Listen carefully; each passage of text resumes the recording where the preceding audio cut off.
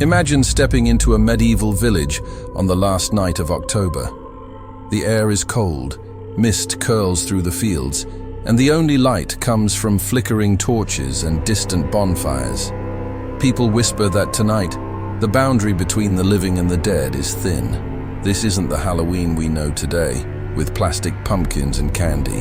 This is the real, ancient, haunted Halloween, born in the dark heart of the Middle Ages. In medieval Europe, Halloween wasn't even called Halloween.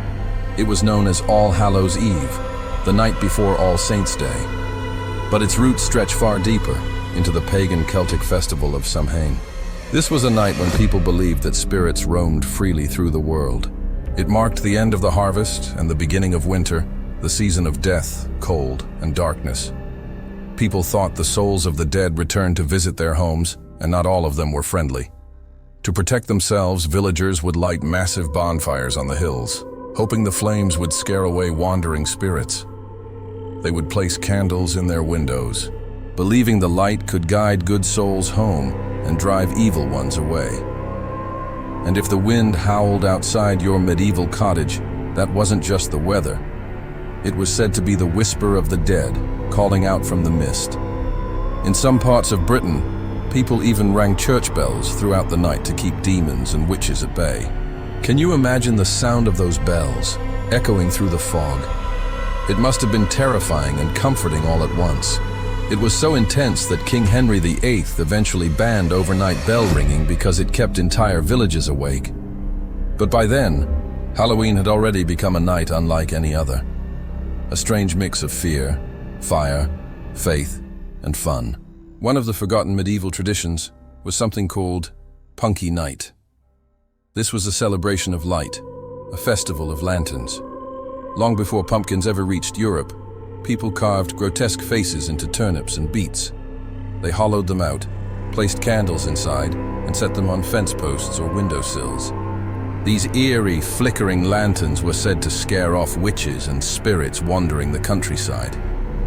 They were the medieval ancestors of the modern jack-o'-lantern. Just imagine a line of glowing turnips, staring out into the night like silent guards against the darkness. But it wasn't all about fear. Halloween was also a time for reflection and charity. The following 2 days were All Saints' Day and All Souls' Day, when the living prayed for the dead. The poor would go from house to house, begging for soul cakes, small, round pastries made with spices and currants. In exchange, they promised to pray for the souls of the givers' loved ones. Sometimes they sang little rhymes as they went. 1 for Peter, 1 for Paul, 3 for him who made us all. That's right. It's believed this was the origin of trick-or-treating. Except in medieval times, instead of candy, people gave bread, fruit, or cakes. And instead of costumes, they wore cloaks or veils to hide from wandering spirits, or to blend in with them. Even animals weren't forgotten. Farmers brought their livestock indoors and hung sprigs of rowan over doors and stables. Rowan, a tree with bright red berries, was believed to have magical powers that could repel witches, goblins, and all forms of evil. Travelers who had to cross lonely roads on Halloween night sometimes carried small rowan crosses for protection.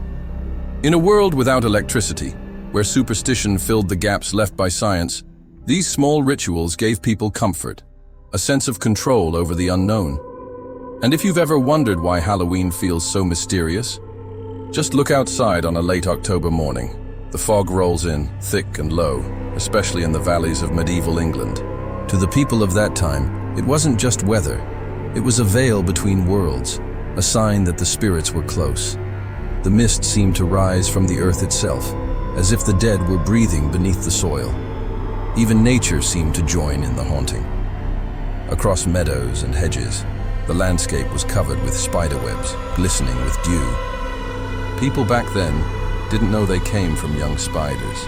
They thought the webs were ghostly threads from the spirit realm, left behind as the dead passed through.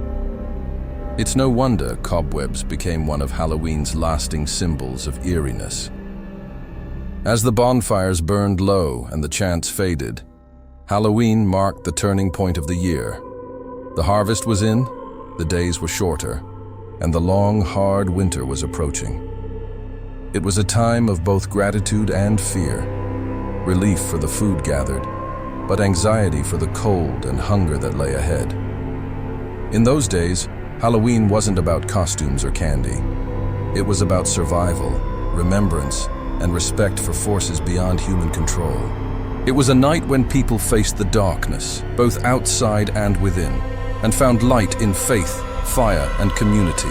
So the next time you see glowing jack-o'-lanterns or children in masks knocking on doors, remember this: you are taking part in a tradition that has burned through the centuries.